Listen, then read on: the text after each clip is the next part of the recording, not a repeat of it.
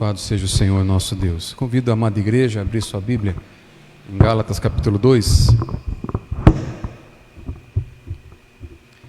Gálatas capítulo de número 2. Nós vamos ler dos versos 11 ao 16. Quando, porém, Cefas veio a Antioquia, resisti-lhe face a face, porque se tornara repreensível. Com efeito, antes de chegarem alguns da parte de Tiago, comia com os gentios. Quando, porém, chegaram, afastou-se e, por fim, veio a apartar-se, temendo-os da circuncisão. E também os demais judeus dissimularam com ele, a ponto de o próprio Barnabé ter se deixado levar pela dissimulação deles. Quando, porém, vi que não procediam corretamente segundo a verdade do Evangelho, disse a Cefas, na presença de todos: se, sendo tu judeu, vives como gentio e não como judeu, por que obrigas os gentios a viverem como judeus?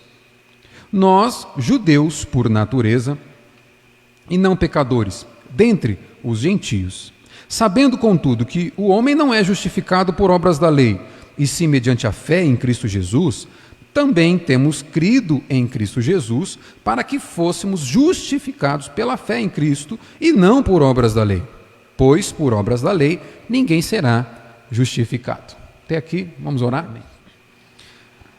Certamente você já deve ter visto, ouvido, em algum programa de TV, em algum filme, lido em algum livro, a expressão duelo de titãs. Já viu isso? Duelo de titãs, confronto, guerra de titãs. O que é titã? Titã eram os gigantes deuses da mitologia que eles iam enfrentar Zeus para tirar Zeus do trono. Então eram gigantes deuses da mitologia grega que recebiam o nome de titãs por serem poderosos, né? Essa expressão, duelo de titãs, passou a ser aplicada quando dois gigantes, dois lutadores de MMA de alto nível. Teremos um duelo de titãs. Duas grandes empresas lutando por um mercado consumidor comum. Temos um duelo de titãs. Batman versus Superman. Um duelo de titãs. Certamente, se você assistiu o filme, sabe o que eu estou falando. Guerra civil. O time do Capitão contra o time do Homem de Ferro. Um duelo de titãs. Goku versus Naruto. O Davi sabe muito bem o que significa isso. Duelo de titãs. Brasil e Alemanha. Brincadeira, depois do 7-1 foi só para não perder a piada. Não deixou de ser um duelo de titãs. Naquele dia em Antioquia, que é o texto, o cenário do texto que a gente está lendo aqui, houve um confronto de titãs. De um lado, Pedro. Esse Cefas aqui é Pedro. Metade do livro de Atos trata da liderança de Pedro na igreja. A igreja liderada por Pedro. A outra metade do livro de Atos trata da liderança da igreja sobre Paulo. Tá? E eles vão entrar em um confronto através desse texto que nós vamos ler aqui. Nessa passagem a gente vai ver o porquê que esses dois homens de Deus entraram em confronto. E esse confronto, irmãos, foi extremamente necessário. Então, esse duelo, vamos colocar com essa palavra de termos humanos aqui, esse confronto entre Pedro e Paulo foi extremamente necessário para o estabelecimento da história da igreja entre os gentios, para o estabelecimento do evangelho entre os gentios. Esse confronto aqui é providência de Deus. E ao longo da história da igreja, muitos outros confrontos como esses surgiram por providência do próprio Deus, para que a igreja se mantivesse pura, fundamentada no Evangelho de Cristo Jesus. Esses confrontos são sempre necessários. Esses confrontos são necessários no dia de hoje. Você vai ver até o final dessa exposição. Eu quero dividir essa parte aqui em 5 partes que nós vamos ler de forma breve. Primeiro, a gente vai ver a atitude de Pedro. O que foi que Pedro fez? Para que Paulo o confrontasse, o enfrentasse. Depois nós vamos ver o que levou Pedro a agir da forma que agiu. Depois nós vamos ver o que foi que Paulo fez quando ele confronta Pedro. E o que levou Paulo a agir dessa maneira? E por fim nós vamos fazer algumas aplicações práticas desse texto aqui, que a gente consegue extrair de princípios para nós nos dias de hoje. Então o primeiro ponto que eu te chamo a atenção aqui é para a atitude do apóstolo Pedro. Veja comigo aí o verso 11 mais uma vez. Quando, porém, Cefas veio a Antioquia. Esse Cefas aqui é o apóstolo Pedro. Resisti-lhe face a face, porque se tornara repreensível. Com efeito, antes de chegarem alguns da parte de Tiago, comia com os gentios. Quando, porém, chegaram, afastou-se e, por fim, veio a apartar-se, temendo os da circuncisão. E também os demais judeus dissimularam com ele, a ponto de o próprio Barnabé ter se deixado levar pela dissimulação deles. Paulo diz aqui que Pedro havia se tornado repreensível. Repreensível significa que é aquele que tem culpa no cartório.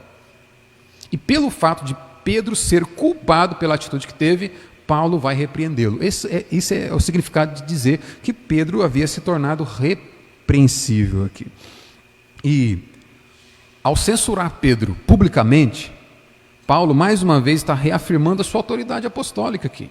Lembra-se, vamos lembrar do contexto de Gálatas. Os judaizantes estão acusando Paulo de ser um falso apóstolo, de não ter a mesma autoridade dos outros apóstolos, pelo fato de Paulo mostrar para os Gálatas que ele está batendo de frente, que ele está confrontando Pedro, o apóstolo de Jesus Cristo. Paulo mais uma vez estabelece: a minha autoridade apostólica não é diferente da autoridade desses homens. O que Pedro fez então? Para que Paulo agisse dessa maneira, para que Paulo o confrontasse. Vamos ver aqui qual que é a atitude de Pedro. Você vai se lembrar, na exposição anterior, Paulo havia subido para Jerusalém e ele se encontra com Pedro, ele se encontra com os outros apóstolos e expõe o evangelho que ele pregava. Você lembra disso na semana passada. Agora o movimento é o contrário, é Pedro que vai até Antioquia, onde Paulo estava. E o que acontece aqui? O que Paulo está narrando para nós aqui?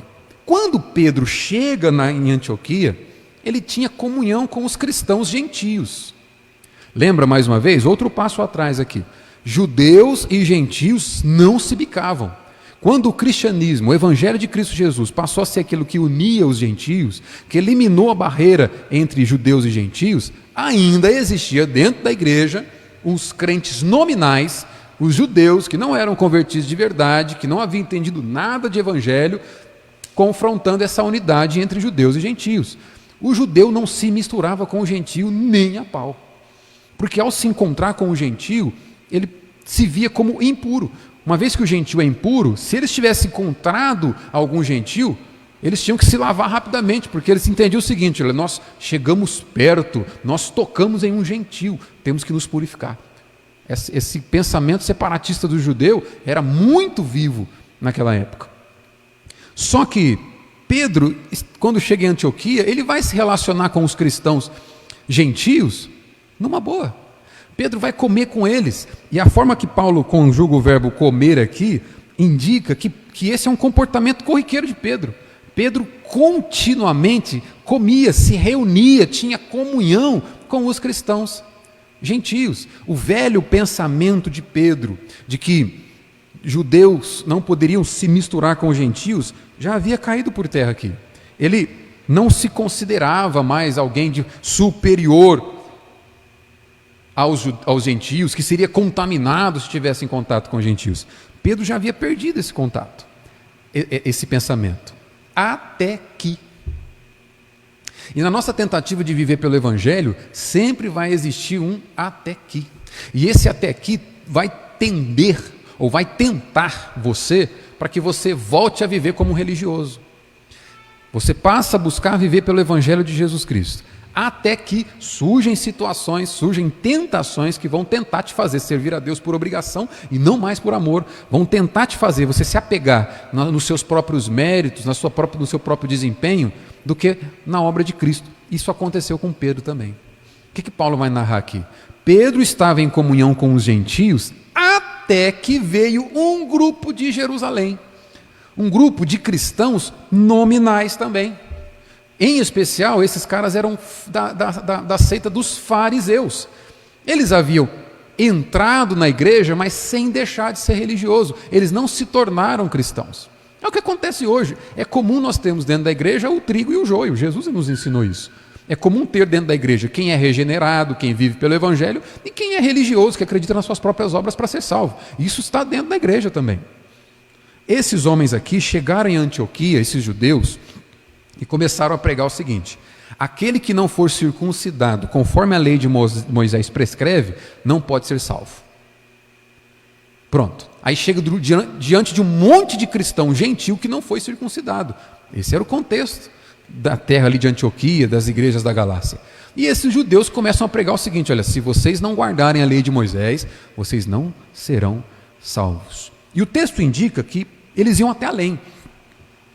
Eles não apenas ensinavam que a salvação vinha por guardar a lei de Moisés. Eles diziam que o cristão judeu não podia ter comunhão com um cristão gentil. Eles tinham que comer separadamente, como se o cristão judeu fosse uma classe mais importante dentro da igreja do que o cristão gentil. É isso que eles estão fazendo aqui. Mesmo se o gentil tivesse crido em Jesus Cristo, sido batizado pelo batismo cristão, batismo de Cristo, ainda assim esses homens chegaram ensinando isso. Por isso que você vai ver Paulo se levantando com esse senso de urgência para corrigir o negócio. E ao que tudo indica pelo texto aqui, irmãos, eles conquistaram a anuência do apóstolo Pedro. Pedro aparentemente baixou a cabeça para essa doutrina, para essa heresia. Por isso nós vamos ver Paulo partindo para cima. Porque anteriormente Pedro comia regularmente, tinha comunhão com os cristãos gentios. Quando chega esses judeus, Pedro se afasta, parece que por vergonha. Se você olhar as palavras comigo aí do verso 12, olha lá, vai dizer que ele afastou-se e por fim veio a apartar-se. Essas palavras usadas por Paulo aqui apontam para a ideia, olha só, de alguém que vai se afastando de forma cautelosa, sem chamar atenção para não ser notado. O que Paulo está dizendo aqui? Olha, Pedro, como quem não quer nada, Pedro e outros judeus, como quem não quer nada, ele começa a se afastar, começa a deixar de ter comunhão com os gentios. Na cabeça de Pedro eles não iam nem perceber. Pedro começa a se afastar de forma tímida, vagarosamente, para não chamar atenção, mas deu errado. Paulo percebeu. Talvez você já passou por isso, esse afastar-se para apartar de forma cuidadosa. Talvez você já passou por isso. Por exemplo, quando alguém na rua, alguém no supermercado, que você não quer conversar. E aí quando você olha para essa pessoa e você vê que ela está vindo na tua direção, de repente você disfarça, olha algum produto olha para o celular, olha algum produto na bandeja, evita contato visual para que aquela pessoa não diga: "Ah, fulano, você é por aqui", e gaste o teu tempo ali, converse contigo durante 30 minutos, você quer ir embora. Talvez você já passou por isso, ou fui só eu? Então você evita contato visual, vai se afastando vagarosamente para não ser percebido, e vaza. É o que Pedro está fazendo ali. Pedro está se afastando dos cristãos gentios sem fazer muito alarde. Parece que Pedro está fazendo tipo a tarefa de agradar os populares. Certamente você já assistiu aqueles tipos de filme adolescente que tem de um lado a galera popular, e do outro lado a galera impopular, também chamada de nerd. Geralmente não, eu sempre fiz parte dos nerds, não era popular. E aí de repente surge um nerd que quer fazer uma banca com os populares e começa a agir conforme o popular aqui, para conquistar a atenção deles, e de repente ele abandona os nerds e vai lá com o popular. É o que Pedro está fazendo aqui. Pedro abandona os nerds, os gentios, vagarosamente, e vai para os populares, os judeus. Agora, por que Pedro fez isso? A gente já viu aqui que Pedro não pode, ele sabia que os cristãos gentios também estavam sendo aceitos pelo Senhor na igreja, com o mesmo critério que os judeus estavam sendo aceitos. Por que será que Pedro cria essa brecha desastrosa? Seria desastrosa na história da igreja se Paulo não tivesse o confrontado. Até hoje nós teríamos uma igreja dividida. Teríamos cristãos judeus se achando superiores a cristãos gentios. Nós somos os gentios. Não tem nenhum judeu aqui. Não tem ninguém que nasceu em Israel. Então até hoje haveria essa divisão. Graças a Deus por sua intervenção soberana, fazendo Paulo confrontar Pedro. Mas por que será que Pedro tem essa atitude?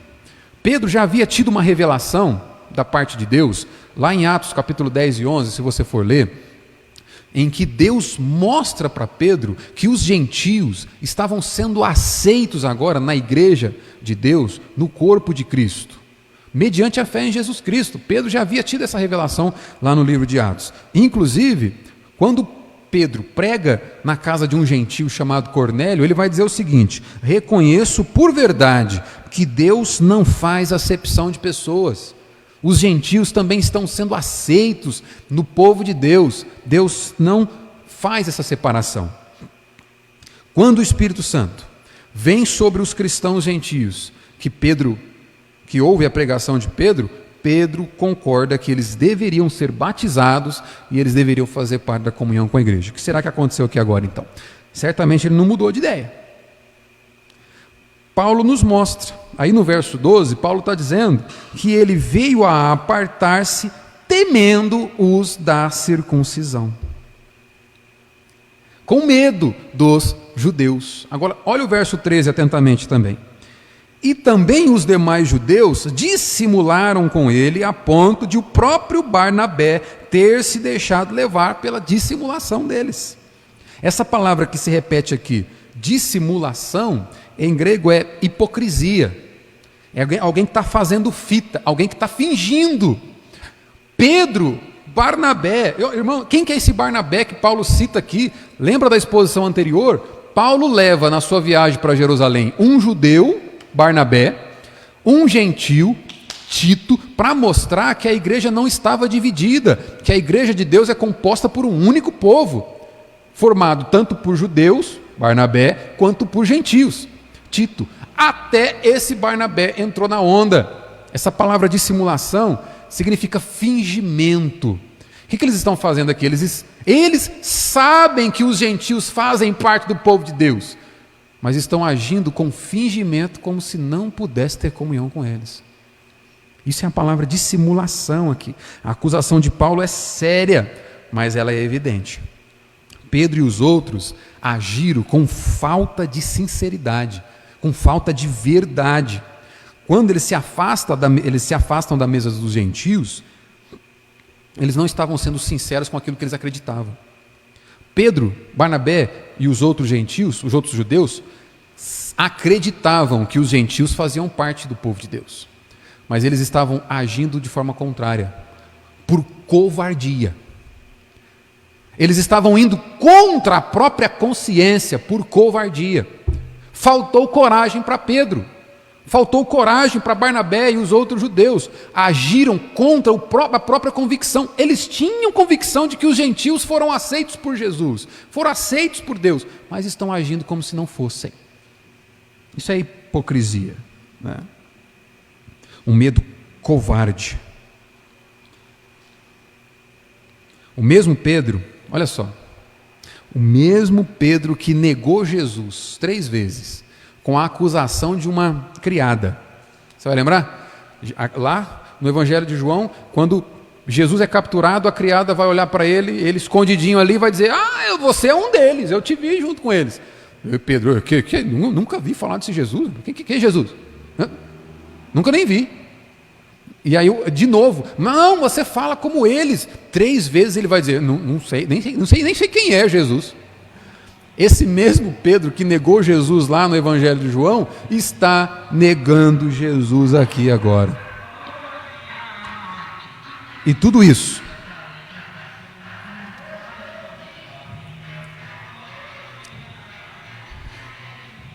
é só para dar mais emoção. Negando Jesus por covardia. Irmãos, para nós vivermos pela prática do Evangelho, ou para a gente pôr o Evangelho na prática, não basta ter o Evangelho aqui. Não basta saber o que é o Evangelho. Para viver o Evangelho na prática vai exigir, eu tenho certeza que você já passou por essa experiência, vai exigir muita coragem de mim e de você. Faltou coragem para Pedro viver de acordo com aquilo que ele acreditava. Para nós defendermos com a nossa própria vida aquilo que a gente acredita, é necessário muita coragem.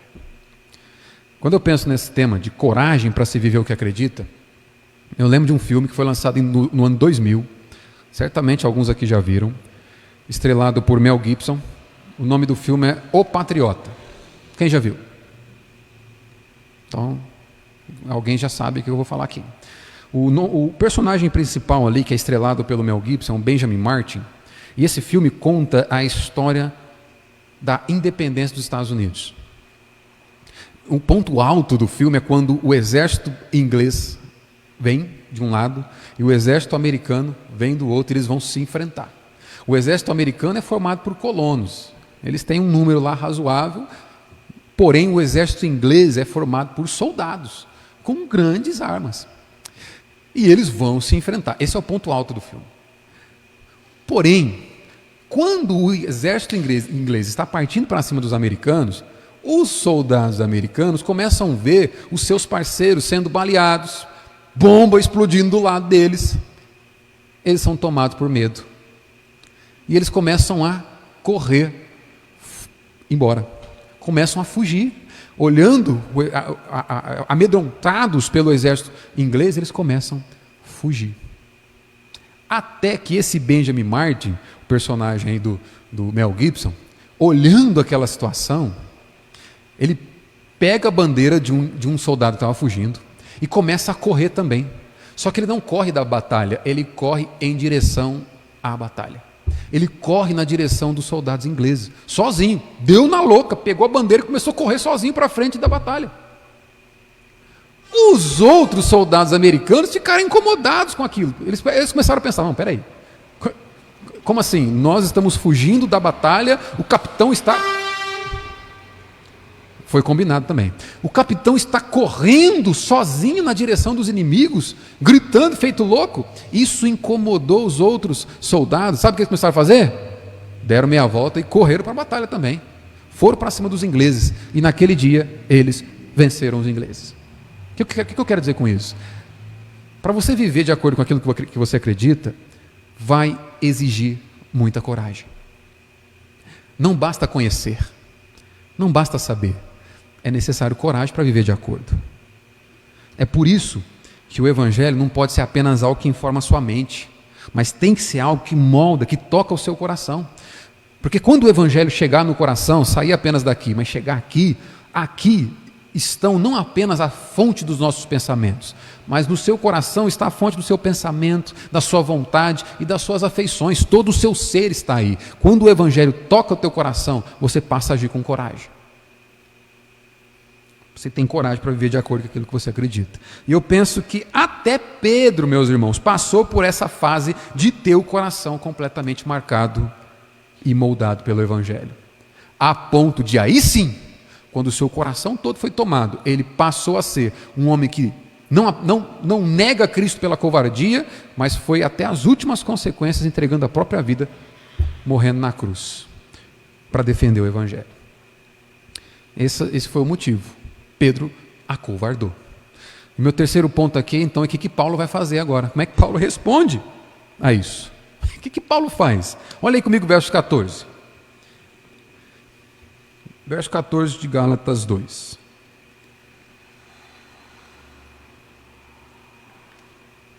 Quando, porém, vi, discernimento espiritual de Paulo, quando, porém, vi que não procediam corretamente segundo a verdade do Evangelho, disse a Cefas, na presença de todos, se, sendo tu judeu, vives como gentio e não como judeu, por que obrigas os gentios a viverem como judeus?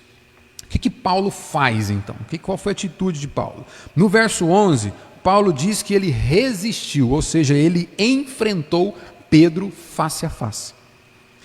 E a razão dessa atitude drástica de Paulo de enfrentar o Pedro publicamente é porque ele havia se tornado repreensível, ou seja, foi achado culpa em Pedro. Ele estava completamente errado. É isso que Paulo quer dizer. Além disso, Paulo repreende na presença de todos, ele não faz questão de esconder. Ele não chama Pedro para bate-papo.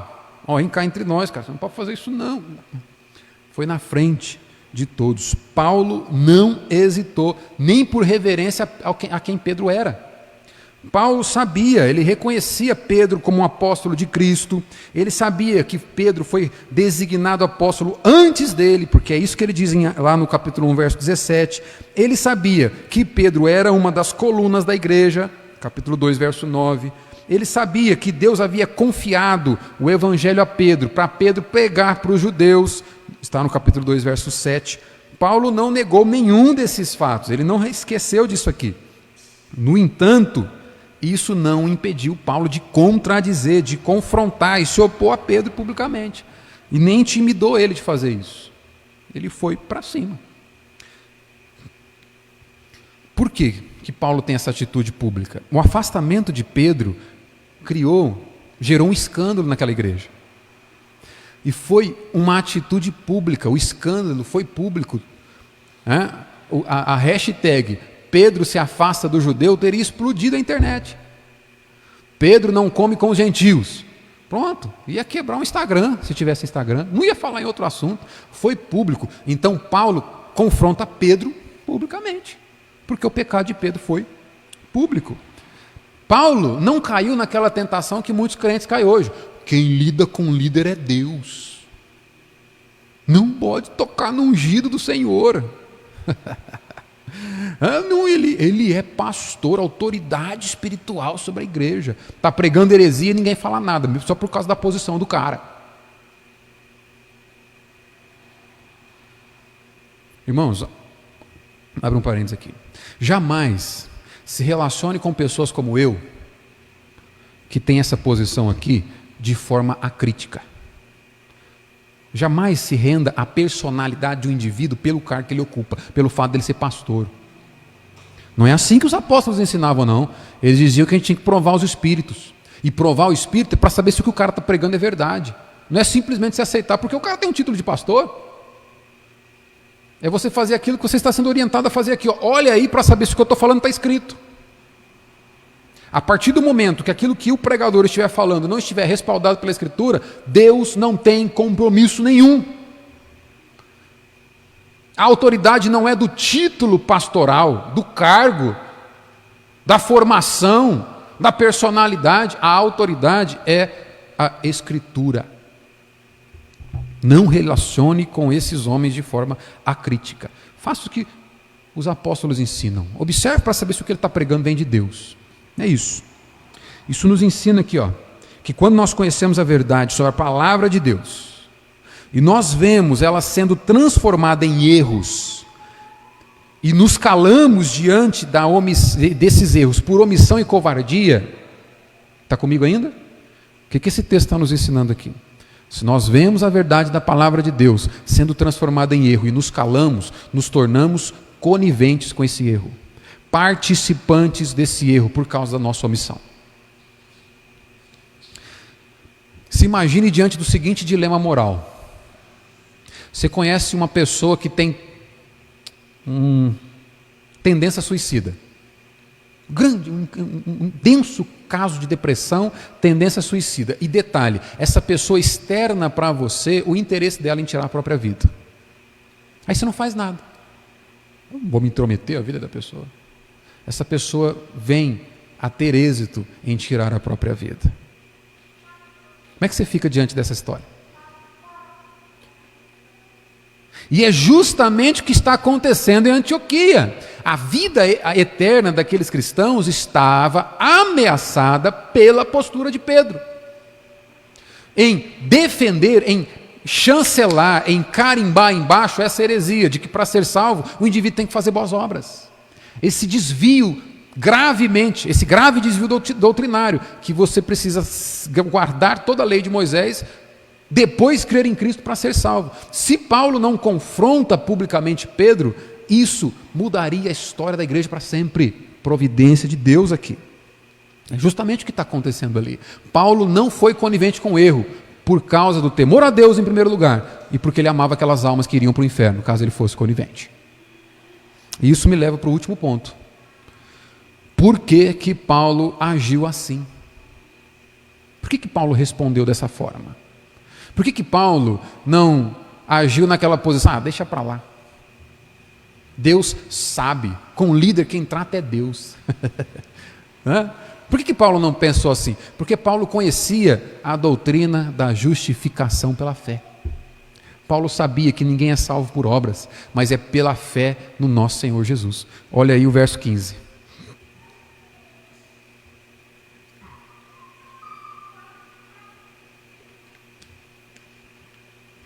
Nós, judeus, Paulo está falando aqui, nós, Pedro, você e eu, judeus, por natureza, e não pecadores dentre os gentios, sabendo, contudo, que o homem não é justificado por obras da lei, e sim mediante a fé em Cristo Jesus, também temos crido em Cristo Jesus, para que fôssemos justificados pela fé em Cristo, e não por obras da lei.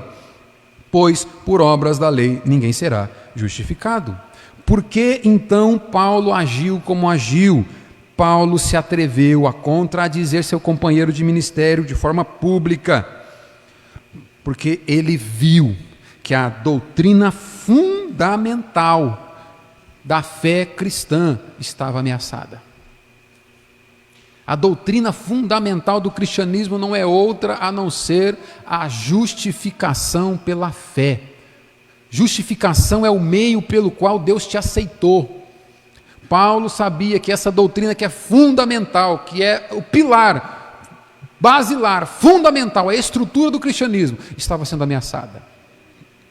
A justificação pela fé, judeus e gentios são aceitos diante de Deus, não por desempenho moral ou performance ética, não por desempenho, não por obras, não por fato de ser bonzinho demais. Judeus e gentios são aceitos diante de Deus quando creem que Cristo fez tudo direito, quando creem no sacrifício da cruz, quando se entregam a Jesus Cristo, se arrependendo de seus pecados e creem em Cristo Jesus. A justificação é pela fé, e essa doutrina básica estava sendo ameaçada. Por isso Paulo se levanta como se levanta.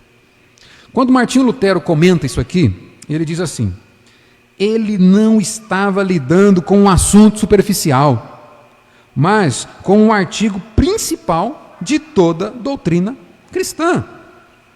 Pois quem é Pedro, quem é Paulo, quem é um anjo do céu, ou quem são todas as outras criaturas para o artigo da justificação?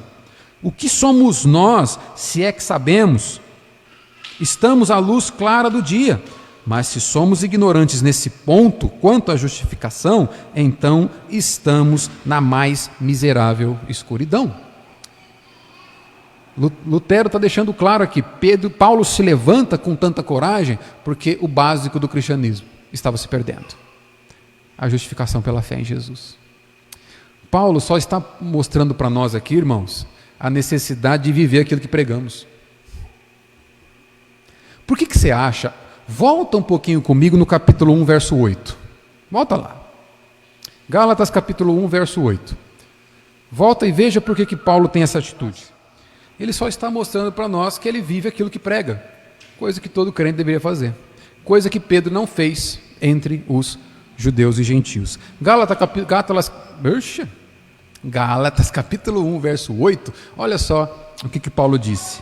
Mas, ainda que nós, os apóstolos, ou mesmo um anjo vindo do céu, vos pregue evangelho que vá além do que vos temos pregado, seja anátema, seja maldito, é o significado de anátema. Paulo está dizendo o seguinte: mesmo que nós, apóstolos, ou um anjo vindo do céu, pregue algo diferente daquilo que vocês já conheceram, que a justificação do pecador diante de Deus é pela fé em Jesus Cristo, seja maldito. Paulo só está pondo em prática aquilo que ele acabou de ensinar, mostrando, difícil aí, mostrando a necessidade de se viver de acordo com aquilo que prega.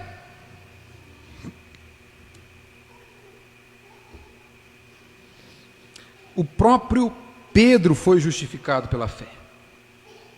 Veja, tantos judeus quanto gentios tinham a mesma característica: pecadores caídos. Portanto, tanto judeus quanto gentios foram aceitos diante de Deus pelo mesmo critério. Deus não salvou os judeus por um critério e os gentios por outro. Não, o critério foi o mesmo, a fé em Jesus Cristo. Ponto final. O Pedro foi salvo pela fé em Jesus Cristo, sem obras da lei. Olha o verso 14 aí, capítulo 2, verso 14. Se sendo tu judeu, diz-lhe Paulo, vives como gentio e não como judeu, porque obrigas os gentios a viverem como judeus. Irmãos, o ministério de Paulo, e eu estou caminhando para o fim, é caracterizado por essa coragem. Coragem para se viver aquilo que prega.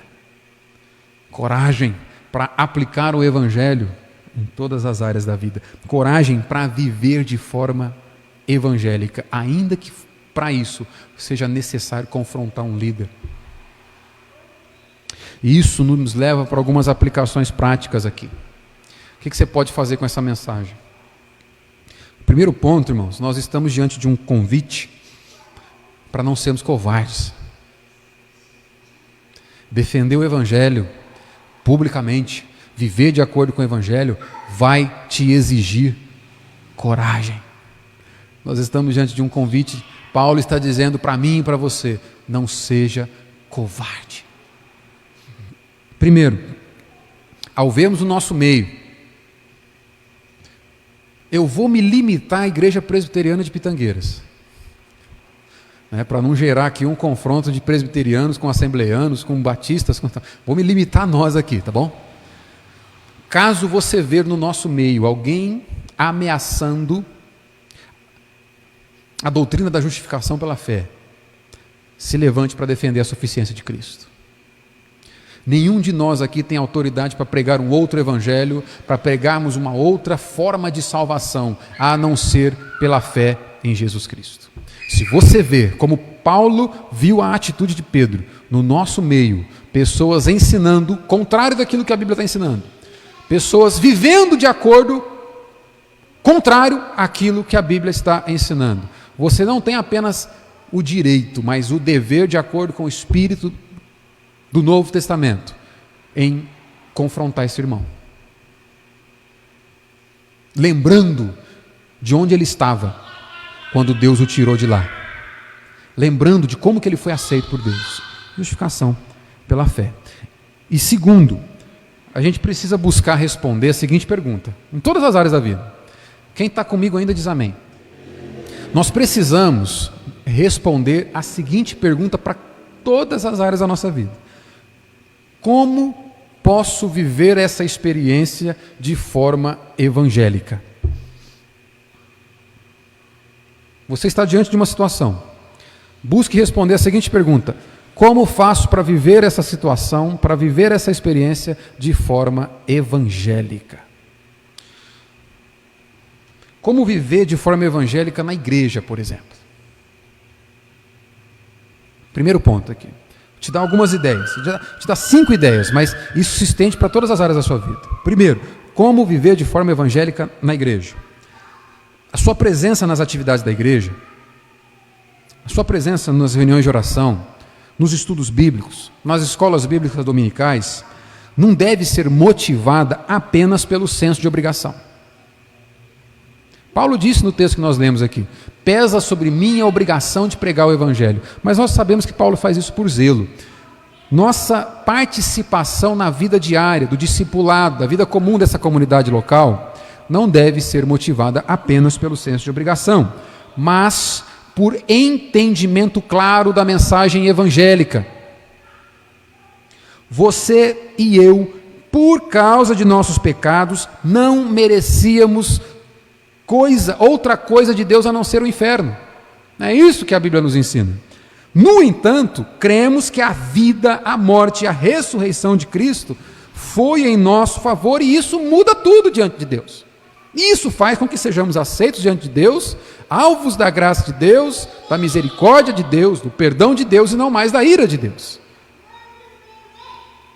O Evangelho nos diz que Deus não se relaciona conosco mediante o nosso desempenho moral e a nossa performance ética. Deus não se relaciona conosco na base de uma relação de troca. Filho meu, se você acertar 10%, tem 10% de bênção. Filho meu, se você acertar 90%, você tem 90% de bênção. Se assim fosse, jamais seríamos abençoados. O Evangelho nos ensina que Deus se relaciona conosco, não mediante o nosso mérito, o nosso merecimento, mas mediante a cruz. Quando Deus olha para você, Ele vê o sangue de Cristo te justificando, por isso Ele abençoa liberalmente.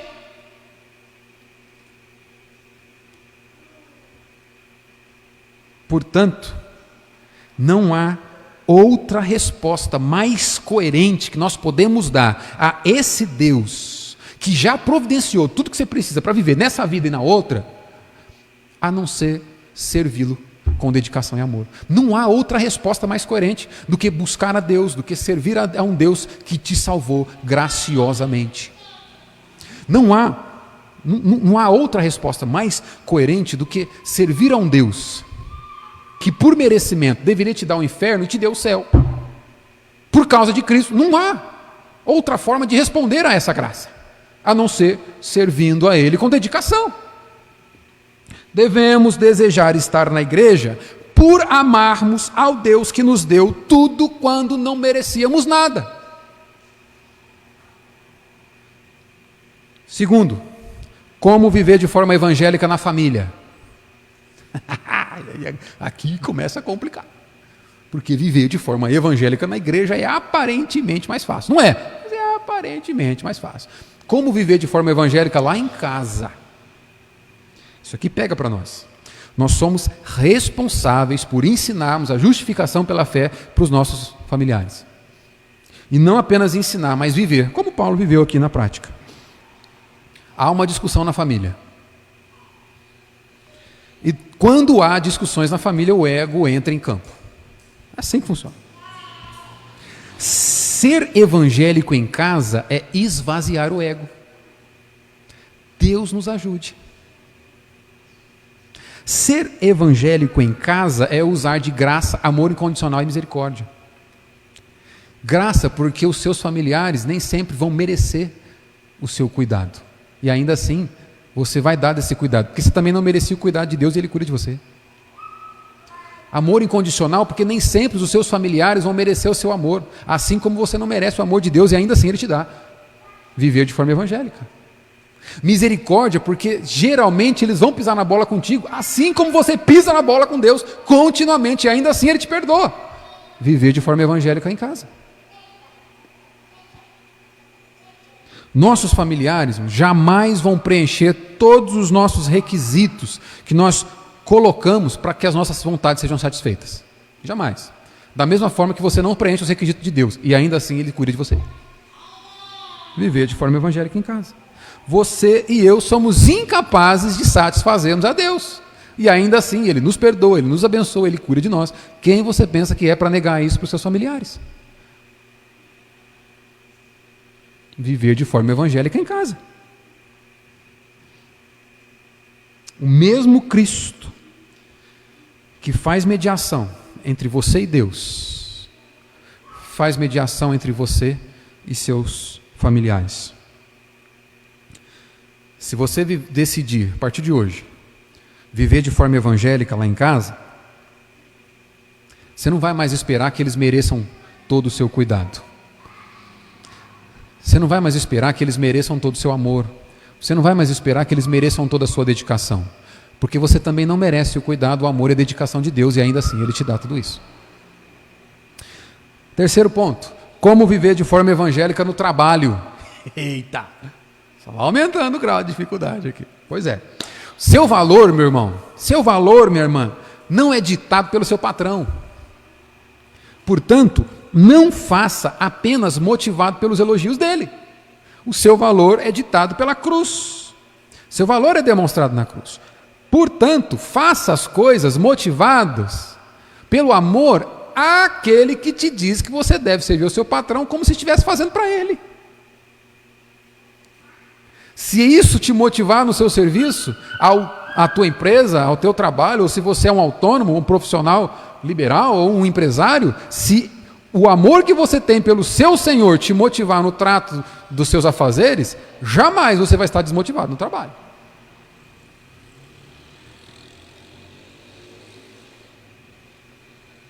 O patrão, a empresa, não merece a sua dedicação.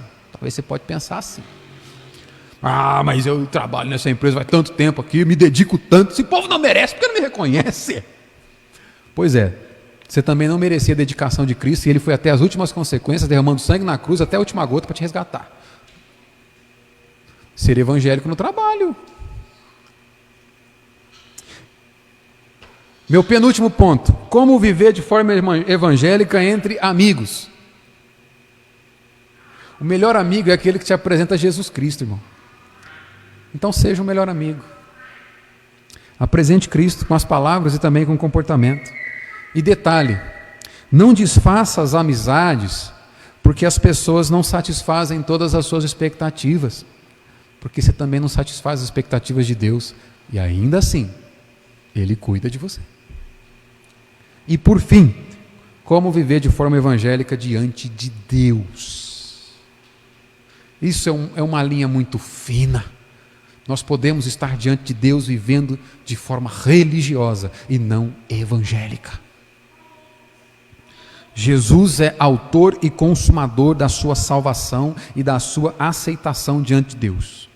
Por causa daquilo que Jesus fez, você e eu nunca seremos dignos de tamanha honra. Não tentemos salvar nós mesmos com aquilo que nós fazemos aqui. Nossa salvação, sua aceitação, seu perdão, suas bênçãos, tudo isso é resultado do sacrifício da cruz. Isso. Por causa dele, você e eu nos tornamos alvos das bênçãos de Deus e não mais alvos da ira de Deus. Nunca tente merecer esse amor de Deus. Sirva a Deus, pensando na forma como Cristo o serviu ao te resgatar do inferno. E você jamais estará desmotivado em viver de forma evangélica diante de Deus. E quem crê diz amém. 2 pessoas creem. Louvado seja Deus por isso. Quero te convidar a baixar a tua cabeça e vamos orar.